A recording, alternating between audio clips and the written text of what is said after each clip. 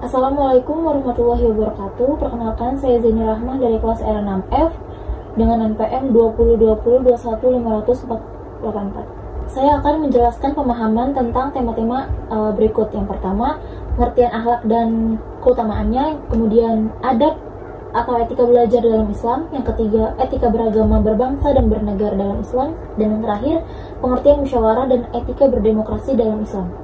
Yang pertama, pengertian akhlak dan keutamaannya. Akhlak yang baik tentunya membawa banyak manfaat bagi diri seseorang. Dalam Islam, penjelasan tentang pentingnya berakhlakul karimah tercantum dalam Al-Quran.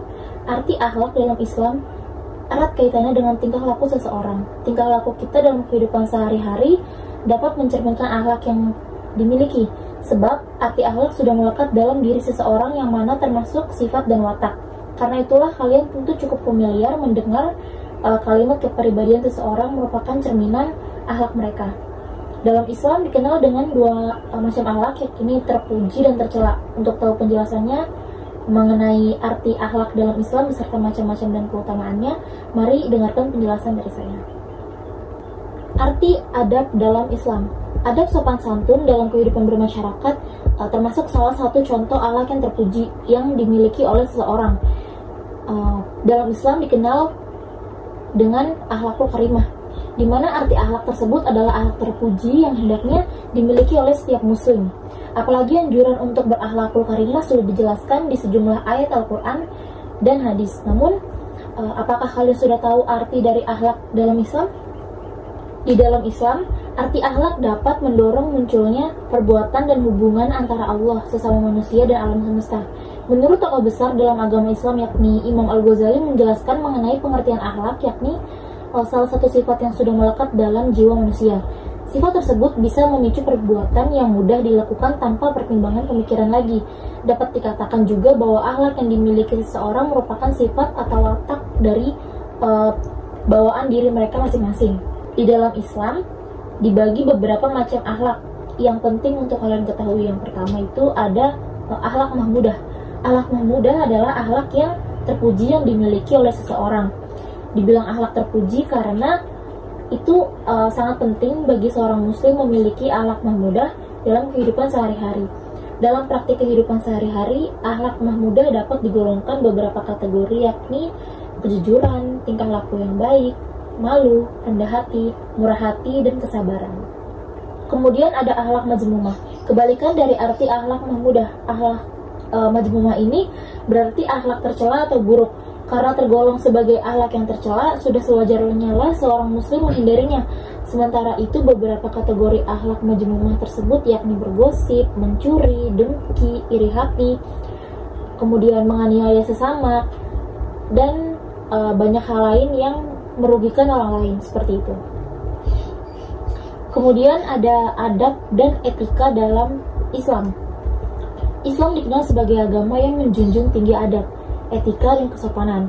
Hadis tentang etika juga mengungkapkan bahwa Rasulullah SAW adalah contoh yang paling utama dalam hal tersebut.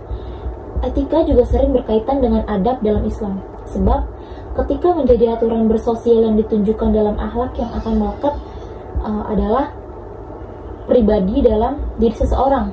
Akhlak dan etika merupakan perilaku manusia dalam kehidupan sehari-hari yang menyangkut dalam hal yang berhubungan dengan beberapa hal. Misalnya perbuatan baik, perbuatan buruk, benar dan salah dalam tindakan seseorang manusia yang pedomannya bersumber dari Al-Quran dan hadis.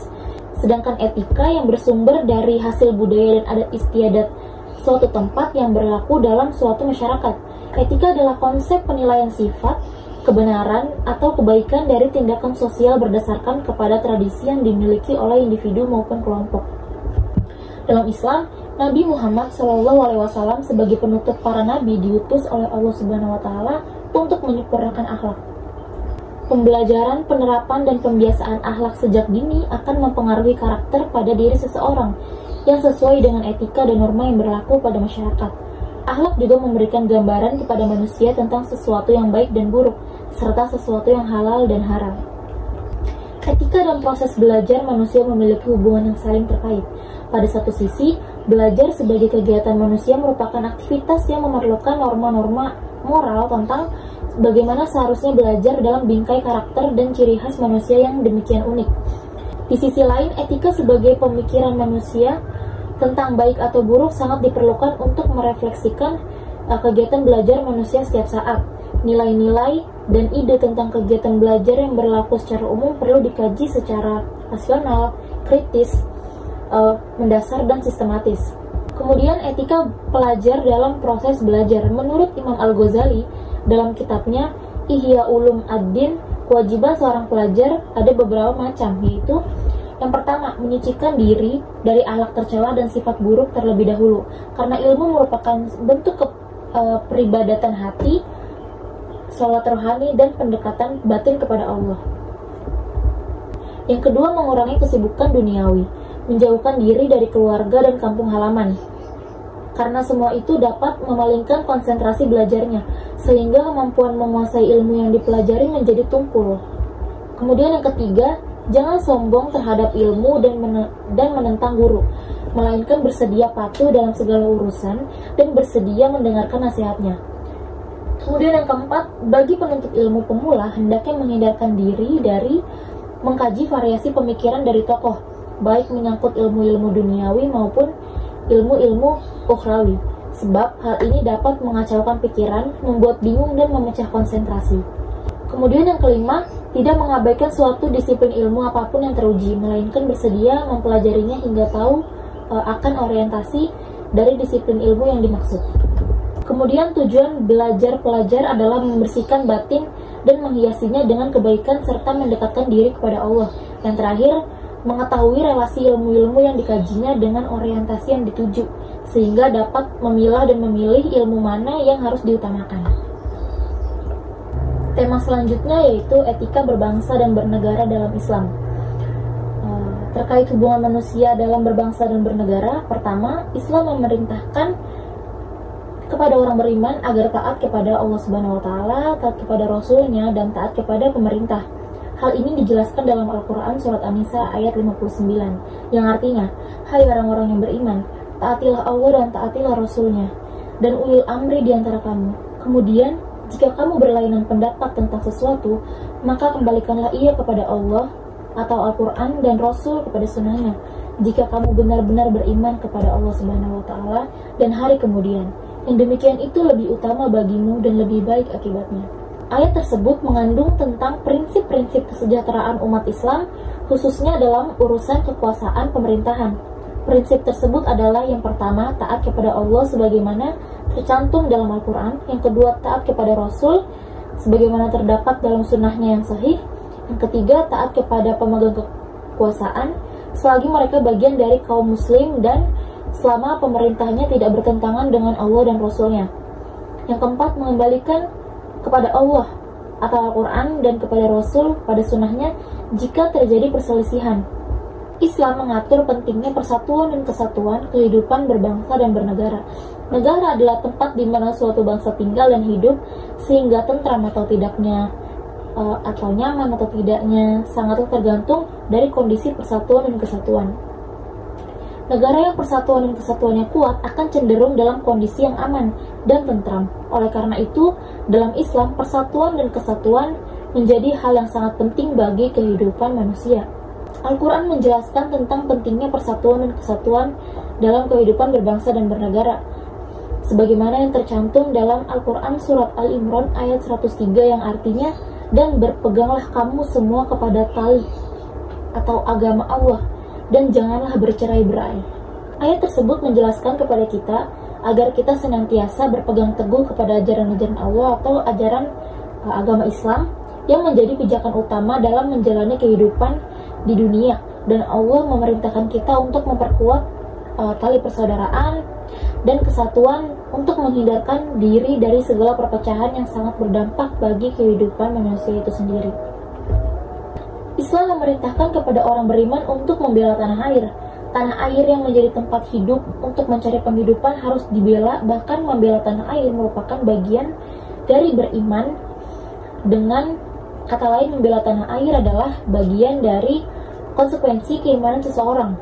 Nabi Muhammad SAW telah memberikan teladan kepada kita dengan mencintai tanah air. Beliau sangat cinta terhadap dua kota, yakni Mekah dan Madinah. Mekah adalah tempat beliau lahir dan Madinah adalah tempat di mana beliau ketika pertama kali hijrah diterima oleh masyarakat Madinah dan tempat di mana Rasulullah membangun peradaban.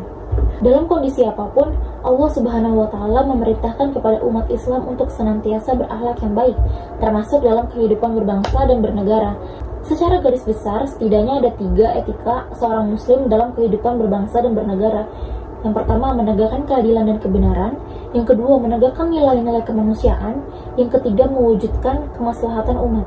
Kemudian, pengertian musyawarah dan etika berdemokrasi dalam Islam.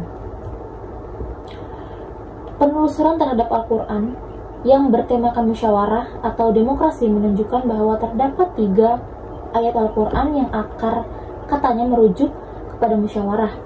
Dalam ketiga surah tersebut, secara redaksional ditujukan kepada Nabi Muhammad SAW agar memusyawarahkan persoalan-persoalan tertentu dengan sahabat atau anggota masyarakatnya. Akan tetapi, ayat itu juga merupakan petunjuk kepada setiap muslim, khususnya kepada setiap pemimpin, agar bermusyawarah dengan anggota-anggotanya.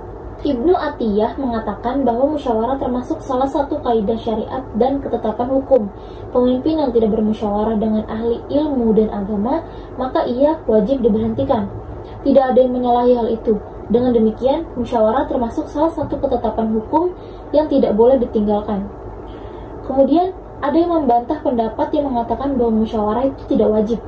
Dia menolak jika dikatakan perintah musyawarah itu hanya untuk menyenangkan hati para sahabat dan memuliakan kedudukan mereka, sebagaimana yang diyakini sebagai sebagian fuqaha. Terlepas dari perbedaan pendapat mengenai hukum musyawarah ini, adanya perintah Allah kepada Rasulnya untuk bermusyawarah dengan sahabat-sahabat beliau menunjukkan bahwa musyawarah itu diwajibkan. Tidak ada indikasi yang menunjukkan adanya perubahan hukum wajib dalam perintah itu menjadi sunnah. Bermusyawarah dapat dianggap sebagai suatu unsur dari berbagai unsur kepribadian yang penuh dengan keimanan yang sesungguhnya. Di samping kesucian hati penuh iman, tawakal, dan penyucian anggota badan dari dosa dan perbuatan keji, juga sikap pendekatan diri kepada Allah dengan mendirikan sholat dan menjalin ukhuwah dengan jalan musyawarah. Musyawarah seperti yang ditunjukkan Al-Quran dan sunnah Nabi bertujuan agar orang-orang yang terlibat dalam suatu majelis atau syura senantiasa menumbuhkan perasaan saling menghargai pendapat masing-masing jika terjadi perbedaan pendapat satu sama lain. Juga bertujuan agar memelihara sifat-sifat terpuji seperti yang digambarkan Al-Quran di saat berlangsungnya musyawarah. Sekian penjelasan dari saya. Wassalamualaikum warahmatullahi wabarakatuh.